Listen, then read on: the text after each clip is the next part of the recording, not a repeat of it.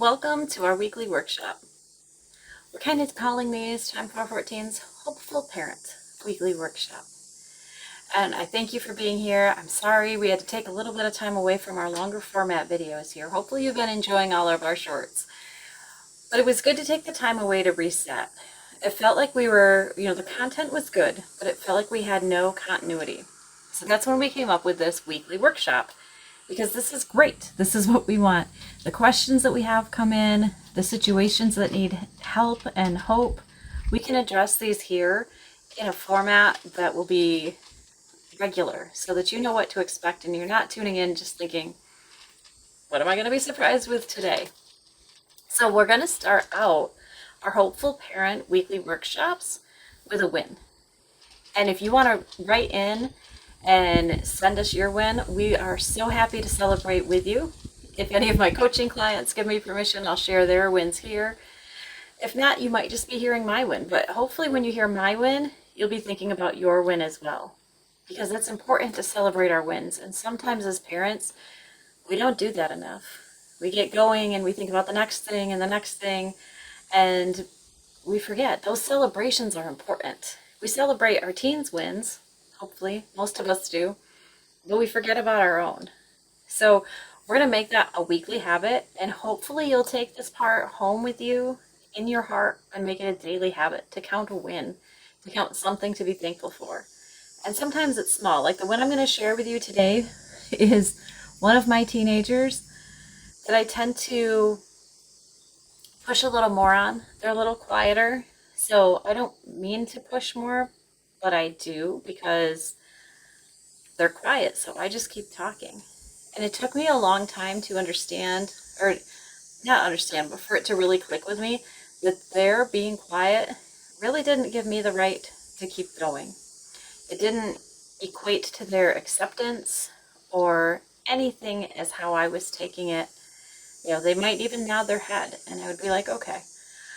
I have since learned that those situations are just harder for them when there's important or what they feel is intense dialogue.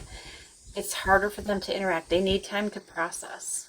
So I need to then be quiet and give them that time to process, not just keep going because they might nod their head or they might, give me a little No, they need the time to process. I've recognized that, so I need to give that to them.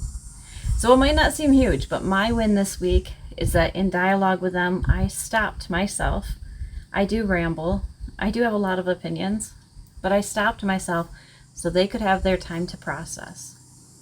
And again, the wins might not seem huge. Just shutting up doesn't seem huge, but it can be so huge. Giving someone the time that they need is so huge. And that's my win for this week. With our weekly workshops, you're going to hear me talk about planks. And we're working on a picture of a bridge. I did some searching and there weren't any that I liked, so we're making our own bridge. But I want you to think of a pedestrian bridge across like a mountain. You see those? Where you're holding onto the ropes and you're stepping on these wood planks.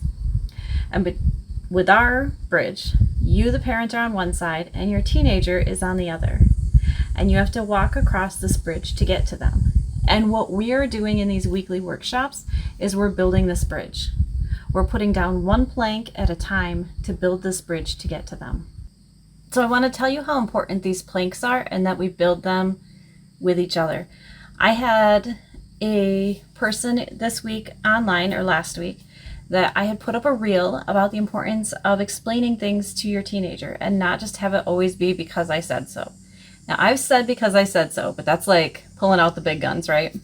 So I had a reel about it and how it helps them learn to make their own decisions in the future.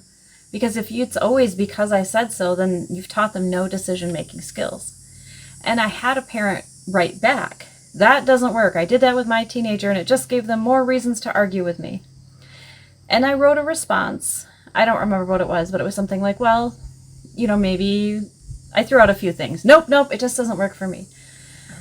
And if you think about her response with our bridge and how all these planks are needed to make this bridge go from one side to the other, that parent took one plank of explaining things to your teen and threw it on the bridge And then because they couldn't get across the bridge to their teenager, they said, well, that doesn't work. And we do that a lot in parenting. We'll hear, like boundaries is a big word right now. We hear boundaries and we throw down the boundary plank and then we still can't get to the other side. And we're like, well, that doesn't work. And it's because all these things are a skill set that build on each other, that create this bridge to go between us and them. So like in that case, explaining things to your teenager, building that understanding, that plank goes down, but then so does, respectful conversations, boundaries, how to have a dialogue back. I had one of my teens that especially liked to argue. So when I was explaining something and you could see the wheels turning, they were waiting to argue, and I would tell them, if you have something to say that is concrete, that is fact-based, or maybe your opinion-based because it needs more explanation, I'm happy to keep talking to you. But if you want to argue with me because you don't like it, then this conversation is done. So we put up respectful side rails on this conversation. I want to explain things to you. I want you to understand it. You won't use this against me in an unhealthy, unproductive way. And that's how it was. And they pushed the boundaries because teenagers do that. They push boundaries. But we had the plank of explaining, of conversations, respectful conversations, of out of bounds lines. We laid those all out. And then when we put those planks together, we're a little further across this bridge. We're a little closer from the parent to the teenager connecting. So that's what we're going to be working on every week during our weekly workshops, is building those planks to get across the bridge so that you and your teenager can have a good connection. I'm really excited for when we actually have a bridge that I'm going to put up on the screen. I'm talking to a local artist right now to draw on. Again, I looked online. This one was like the closest I could find that it's kind of what I was thinking, but I want it to look a little different.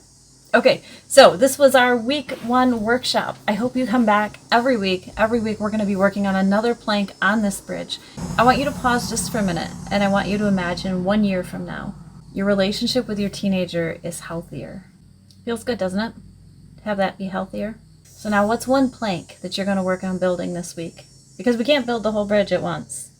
We're going to lay down one plank, and then another, and then another. We're going to get there.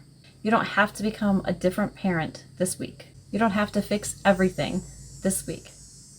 Just build one plank. That's enough for this week, just one. Change has to start somewhere.